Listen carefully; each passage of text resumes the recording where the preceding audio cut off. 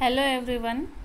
This is our next lecture of the essay of studies written by Lord Francis Bacon. We will reading previously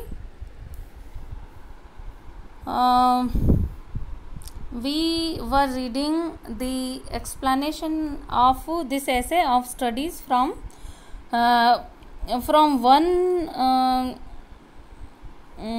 one stanza to the fifth, and this video contains from the sixth stanza. Okay, let's have a look. As on your screen, this video starts from the stanza 6th. Okay, get ready for the line by line explanation of this segment. The stanza 6th is: read not to contradict and confute, know to believe and take for granted, know to find, talk and discourse, but the way and consider. In these lines, Bacon tells us the correct views of studies. The correct view of studies. He tells us the real meaning of studies for us. The study are not mean that we can oppose others in arguments. Means if you are learned person, if you have studied much, it doesn't mean that you have a right to oppose the others arguments. Okay, so what is the correct view of studies?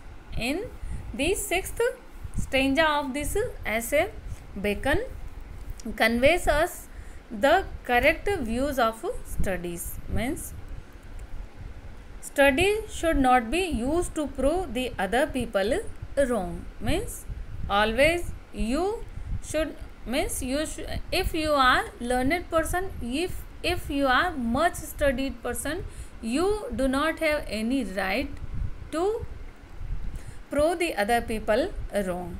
And studies help us to examine things. Study help us only to examine things, and if the things are right, accept it that it is right, and if the things are wrong, reject it that it is wrong. But always on behalf of your studies, you do not have any right to oppose the person, to prove the other people wrong, and to oppose the others in arguments. Okay, then what is the correct view of studies? Means here Bacon says that the correct view of the studies is, if the things are right, accept it and reject it if the things are wrong. Okay, now next is the second stanza, second segment of the essay is: some books are to be tested.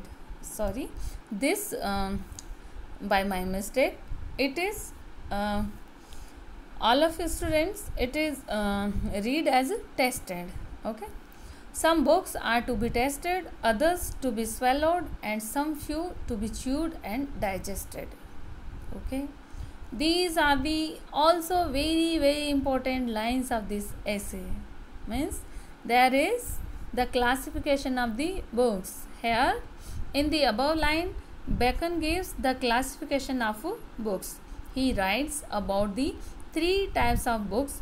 First, some books, means first category, first classification of the books are: first, the some books are to be tested, means they should be read in parts here and there, and not from para to the para or page to the page. Means they are for only just testing. Okay, just for testing, just read from here and there, and such books are suitable for the pastime and get entertainment, as we do in case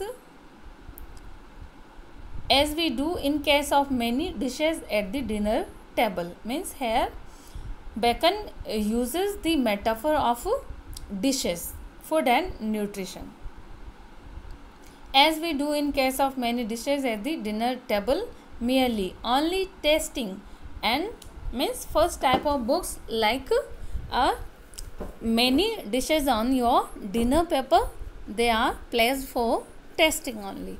The second type of books are to be swallowed. Swallowed means, it means they should be read hurriedly from page to page and from beginning to the end without paying much attention to the subject matter, like the many dishes at the dinner table which we simply swallow without relishing in the mouth. And the third category, third classification of the books which are to be chewed, and digested. It means some rare books written by the great eminent thinkers with seriousness, care and concentration. We should think over the details of these great books and understand them fully. And about these kind of books, means these kind of books, which kind of books? The books which are swallowed, which are chewed and digested, means these are the great type of books. And for that kind of great books, Milton also said, a great book is the life blood of a master spirit. Means a great book is always a great work of a person written by this, author written by this, and it is the flesh and blood of this author. Here Bacon uses the metaphor from food and nutrition here, as he compares the different kind of books with the different kind of dishes which are placed at our dinner table. He compares book to the different kind of dishes on our dinner table. And low kind of books can be summarized by the one's assistant, but he compares this kind of summary to the distilled water as tasteless. Means next he also says that some books are to be summarized by one's assistants also, but the summary made by one's assistant is a kind of summary like a distilled water, like a tasteless. Okay. And next is the eighth segment, eighth part and of this essay. Reading makes a full man, conference a ready man, and writing an exact man. All of dear students, this is also very important lines, and we can have these lines on our tips. Okay, these are very famous line, and in the above lines Bacon argues studies with relation to the man's perfection. Means what are the uses of study in our life, what can be studies can make in our life. Here he points out the importance of reading, the conference and writing. Means here Bacon points out the three aspects of studies, as reading of books, means as in our reading, as in our talking. Here also is my mistake. Conference means talks, and writing. There is the three aspect of our studies as reading, writing and speaking. First he says reading make a full man. If we read a lot, if we read a good book, it can make us a full man. A full man means a man of deep knowledge and scholarly judgment and wisdom. And reading shows his extensive means wide knowledge. And second he gives an idea about the advantage of conference, means advantage of talking. What can be the advantage of talking? If any person can talk much, means he says conference makes a ready man, means talking make us a ready man. What is ready man? A ready man means a quick-witted person having genius personality. Such a man is called an expert or repartee also. A ready man can give quick and intelligent reply in support of his views or against the arguments of the other. And third, Bacon views the advantages of writing. What is the advantage of writing? He says writing makes an exact man. An exact man means a man having precise and accurate in his thoughts and expressions. Writing makes a person methodical, systematic, orderly and disciplined. Thus Bacon tells us the uses of three aspects. He uses the three aspects as the uses of reading, uses of writing and use of speaking also. Speaking means discourse and conference.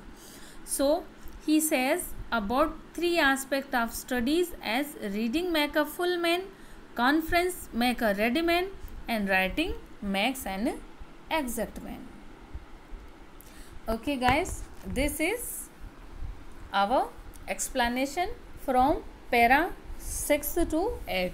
Means our this e-lecture contains the explanation of the paragraph 6th, 7th and 8th. I hope all of you enjoyed this explanation, enjoyed this studies, and our next e-lecture contains the next the explanation of our remaining part.